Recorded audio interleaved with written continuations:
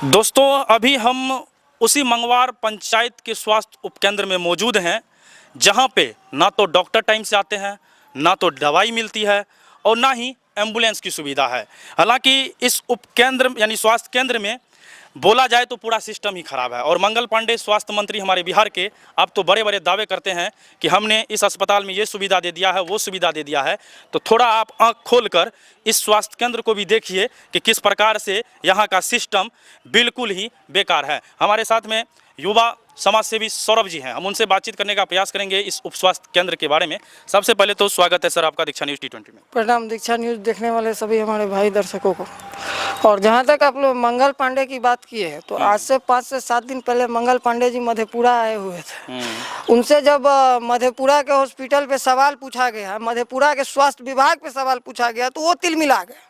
मंगल पांडे जी सिर्फ social media और पेपरबाजी में बड़े बड़े दावे करते हैं। मंगल पांडे जी एक बार अपने बिहार के स्वास्थ्य विभाग पे आके देख लेना, आप देख लीजिए ना, मंगवार हॉस्पिटल में आपका एम्बुलेंस कहीं नहीं है।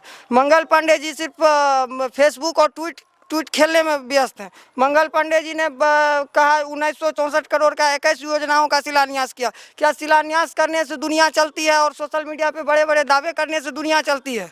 सो हमको बताइए। कहीं ना कहीं मंगवार स्वास्थ्य केंद्र में जिस प्रकार से अभी एक पेशेंट भी आया हुआ था, हमने उससे भी बातचीत किया कि यहाँ पे जो डिलीवरी पेशेंट होता है, खास करके उनसे भी रुपया जो है वसूली किया जाता है।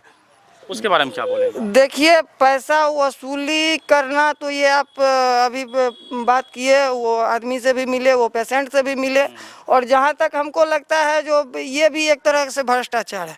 हम स्थानीय सत्ताधारी जनप्रतिनिधि से यही कहेंगे, जो आप एक बार आके अपना स्वास्थ्य और शिक्षा की ओर देखिए। ये बड़े बड़े बातें और डिंग देने से, पंचायत चुनाव में जीत जाने से आप बड़े प्रधानमंत्री या मुख्यमंत्री नहीं हो जाते। आप लोग घर से बाहर क्यों नहीं निकलते हैं? आप लोग ये 4 साल में आप लोग कई बार आ गए शिक्षा और मंगवार के स्वास्थ्य विभाग पे औचक निरीक्षण करने के लिए। आपने कभी देखा जो आपके हॉस्पिटल में डॉक्टर साहब है या नहीं है, दवाई उपस्थित है या नहीं? जो जनता आपको वोट दे के सत्ता की कुर्सी पे बैठाती है, आप वही जनता के साथ धोखा करते हैं। सरकारी हॉस्पिटल में कौन आता है? न कोई मुखिया के घर के आते हैं, न कोई समिति के घर के आते हैं, न वार्ड सदस्य, न कोई अरबपति के घर के आते हैं। जो भी आते हैं गरीब आदमी ही आते हैं। तो ये जनप्रतिनिधियों को देखना चाहिए, सत्ताधारी जनप्रतिनिधियों को, जो आपके पंचायत में क्या चल रहा है। आप न्यूज़ चलाइएगा तो आप पे ब्लेम लगेगा, आपको कहा जाएगा न्यूज़ डिलीट करवाने। भैया, आप कितना सच्चाई छुपा दीजिएगा? आप घुमाइए कैमरा, देखिए एक भी एम्बुलेंस आपको हॉस्पिटल में है क्या?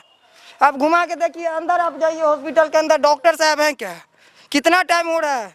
4:16 हो रहा है। डॉक्टर यदि कल के डेट में 24 घंटा डॉक्टर यहाँ रहना चाहिए। यदि रात में 12 बजे किसी को इमरजेंसी पड़े तो यहाँ कौन देखेगा?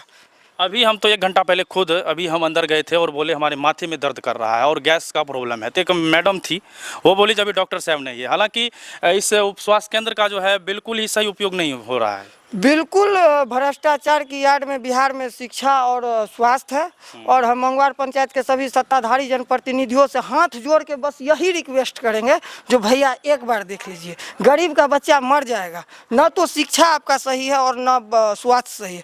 और हमने बात किया है एम्बुलेंस के लिए, स्थानीय विधायक जी से भी बात किया है, तो उन्होंने आश्वासन दिया है जो बहुत जल्द मंगवार में एक एम्बुलेंस। विधायक किससे बात किया? रत्नेश सादा जी जो विधायक हैं, हमारे स्थानीय विधायक, जो कि लगातार 3 टर्म विधायक रहे, हमने उनसे भी बात किया, जो भैया यहाँ का कुछ व्यवस्था देखिए। उन्होंने कहा, आश्वासन दिया जो हम हॉस्पिटल में एक एम्बुलेंस का व्यवस्था करवा के देंगे। ताकि बिहार में आप सभी को पता है कि शिक्षा व्यवस्था और स्वास्थ्य व्यवस्था किस प्रकार से उन सभी को लेकर के बिल्कुल ही सिस्टम खराब चल रहा है। लेकिन हम आप लोगों से पूछना चाहेंगे कि आप इस मंगवार के स्वास्थ्य केंद्र के बारे में क्या सोचते हैं? अपनी कमेंट बॉक्स में राय जरूर दीजिएगा। मैं हूं गुलशन कुमार, दीक्षा न्यूज़ T20 के लिए। जय हिंद।